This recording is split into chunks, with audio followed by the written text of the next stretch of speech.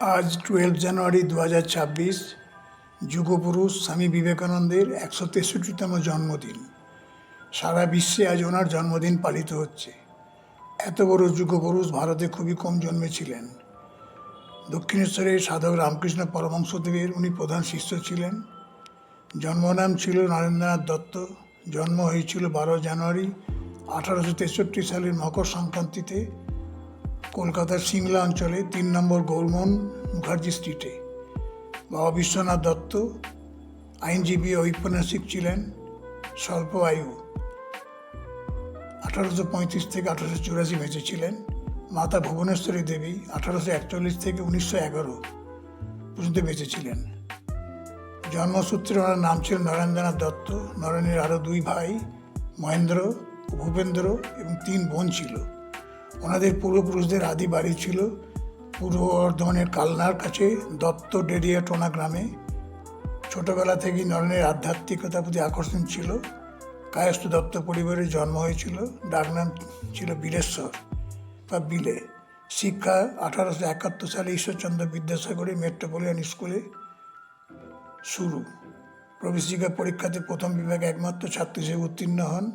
Scottish church কলেজে পাশ্চাত্য যুক্তিবিদ্যা, পাশ্চাত্য দর্শন ও ইউরোপিয়ান ইতিহাস নিয়ে পড়াশোনা করেন। 1881-তে চারুকলা পরীক্ষায় উত্তীর্ণ হন।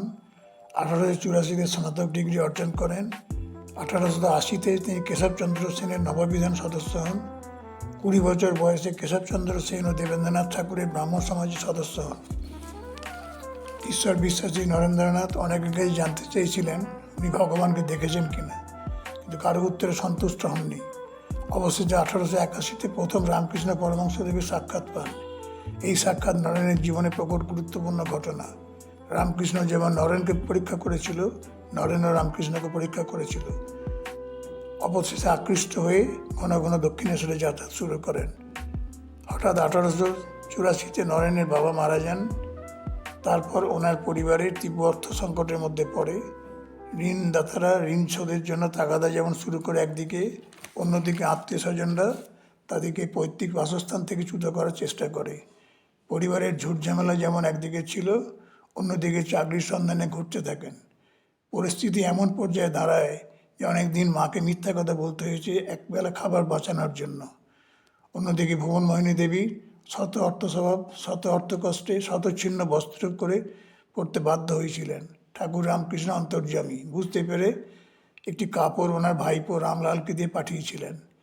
ক্ষেত্রীর রাজা অজিত সিং বাহাদুর, তিনি বিবেকানন্দের অনুরাগী ও পৃষ্ঠপোষক ছিলেন। তিনি বিশেষভাবে বিবেকানন্দ ও ওনার মাকেও অর্থ সাহায্য করতেন। স্বামীজির বিদেশ যাত্রার খরচ উনি বহন করেছিলেন। সেই অর্থে বিবেকানন্দ স্বজাতি বাঙালির কাছে কোনো সাহায্য পাননি। বিদ্যাসাগরের স্কুলে শিক্ষকতা করতে পারেননি। বিদ্যাসাগরের জামাতা কায়দা করে ওনাকে বরখাস্ত করেছিলেন। 1893-তে শিকাগো বিশ্ব ধর্মসভায় ভারত হিন্দু ধর্মের প্রতিনিধিত্ব করেন। পাশ্চাত্যের বহু বিশ্ববিদ্যালয়ে উনি বক্তৃতা দেন। কলম্বো থেকে আলমোড়া, উত্তর ভারত, হিমালয় ভ্রমণ, রাজপুতানা, পশ্চিম ভারত, দক্ষিণ ভারত, কন্যাকুমারী থেকে কাশ্মীর ভ্রমণ।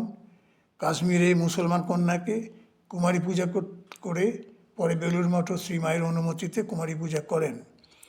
1897 সালে 1 মে রামকৃষ্ণ মঠ বেলুড়ে প্রতিষ্ঠা করেন। অন্যদিকে হিমালয়ের মায়াবতীতে আলমোড়ার নিকট অদ্বৈত আশ্রম প্রতিষ্ঠা করেন, যার বিশ্বজোড়া কীর্তিকলাপ তা সংক্ষেপে বলা যায় না। নিজেই নিজের আয়ুর কথা ঘোষণা করেছিলেন, বলেছিলেন আমি 40 পেরোব না। যা বলার, যা করার সবই করে ফেলেছি। বড় গাছের ছায়া ছোট ছোট গাছগুলো যেমন বাড়তে পারে না, তাদের জায়গা ছাড়তে হয়, তেমনি আমাকেও তাদেরকে জায়গা করে দিতে হবে। ওদের স্বার্থে আমাকে চলে যেতে হবে।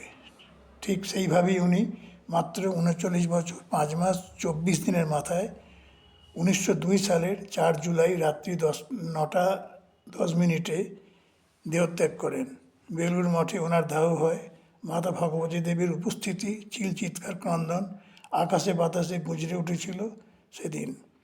আশ্চর্য ব্যাপার কি জানেন, বেলুড় মঠের মিউনিসিপ্যালিটি ওনার মৃত্যুর সার্টিফিকেটও পর্যন্ত ব্যবহার দেননি। এই যুগপুরুষকে আমার প্রণাম রইল।